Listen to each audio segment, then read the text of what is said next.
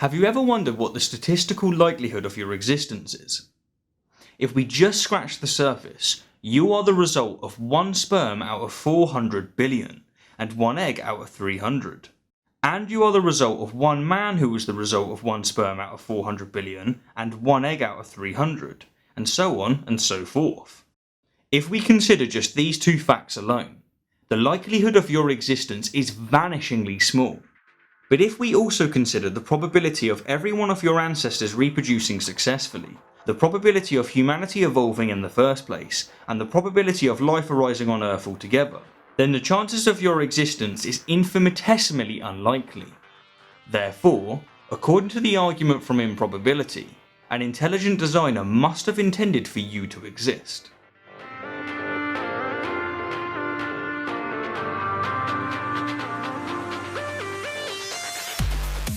Before we clearly define and proceed to debunk the argument from improbability, I first want to emphasise that because this argument is a teleological one, that is, an argument based on perceived evidence of deliberate design in the natural world, it commits many of the same fallacies as many of the other teleological arguments, such as the watchmaker analogy. But let's face it, if this channel was going to take on every argument for a god, then it was always going to suffer from some regurgitation. With this said, I'll try and keep any overlap as entertaining as possible. To put it in its simplest form, the argument from improbability goes as follows. The universe, and particularly life, was either created by random chance or by a god. The probability of life emerging in the universe was outrageously unlikely. However, despite the overwhelming odds, life does exist in the universe. Therefore, it is more reasonable to conclude that life was created by a god rather than by random chance. Therefore, God exists. Or to put it in a colloquial form, and to paraphrase the cosmologist Fred Hoyle, the probability of natural processes producing living organisms is comparable to the chance that a tornado sweeping through a junkyard might assemble a Boeing 747 from the materials therein. The chances are extraordinarily improbable. When presented this way, it's easy to see why so many find this argument seductive. When we ponder the sheer improbability of everything around us, I at least can understand why so many people find the argument from improbability to be reasonable and convincing. But, and as I'm about to demonstrate, when exposed to the slightest of scrutiny, it embarrassingly crumbles apart.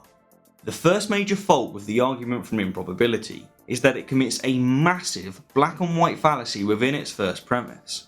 It asserts that either the universe is a product of random chance, or it is the product of intelligent design, without justifying why these two conclusions are the only possibilities. By doing this, it also subtly attempts to shift the burden of proof. It does this because it insists that unless someone else can provide a third option, then one of the two options it proposes must be correct, which is not how logic works. In relation to the black and white fallacy, the argument from improbability, like all teleological arguments, also crucially ignores the fact of evolution by natural selection.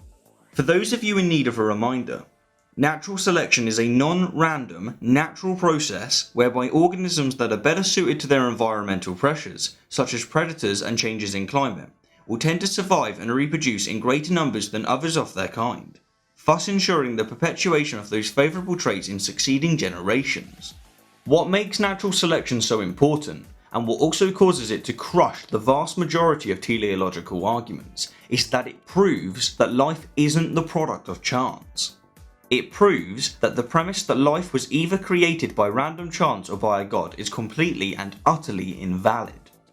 While the first premise in the argument from improbability can be exposed as unsubstantiated by pointing out the black and white fallacy that it commits, natural selection, because it's a third option, rams this truth down the argument's throat.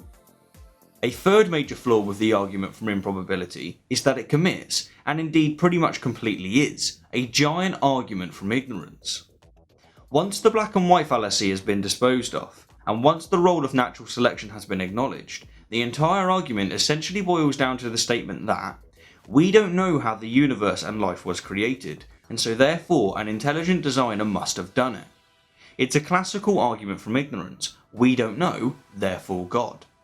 But in some cases, and in particular I'm referring to those who are either unaware of natural selection or don't understand it, the fallacy committed is actually a personal incredulity fallacy rather than an argument from ignorance.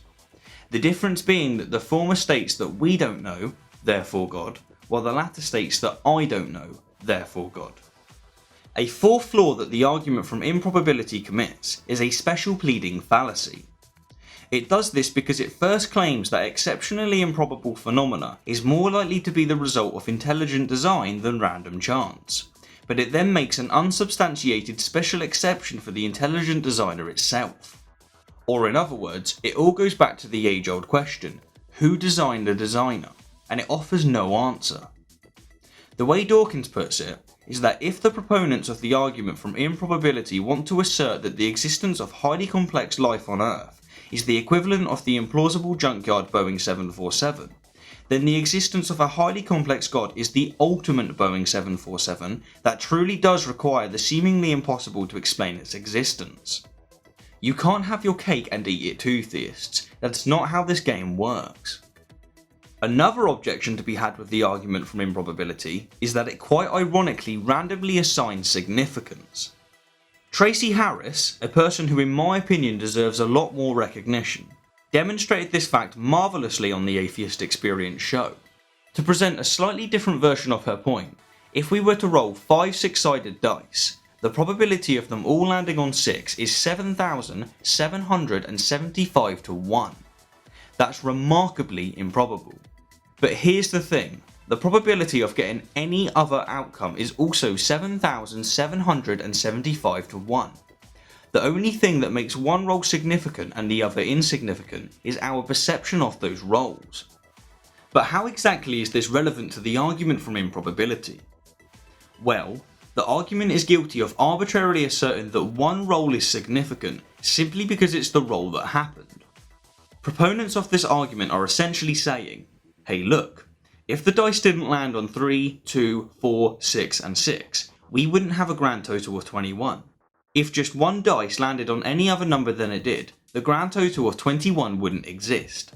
Therefore, an intelligent designer must have intended for this roll to happen. So, is the argument from improbability valid? The short answer is no, and the long answer is fuck no. The argument from improbability is flawed because it commits a black and white fallacy. It completely ignores evolution by natural selection. It commits an argument from ignorance fallacy. It commits a special pleading fallacy. And it arbitrarily assigns significance. But please do bear in mind that there are many other flaws with this argument, and that the ones I've raised just barely scratch the surface. Anyhow, as always, thank you kindly for the view, and I'll leave you with this overwhelmingly powerful argument to consider. The universe, and particularly YouTube's success, was either created by random chance or by YouTube subscribers. The probability of YouTube's success emerging in the universe was outrageously unlikely. However, despite the overwhelming odds, YouTube's success does exist in the universe. Therefore, it is more reasonable to conclude that YouTube's success was created by YouTube subscribers rather than by random chance. Therefore, YouTube subscribers rule.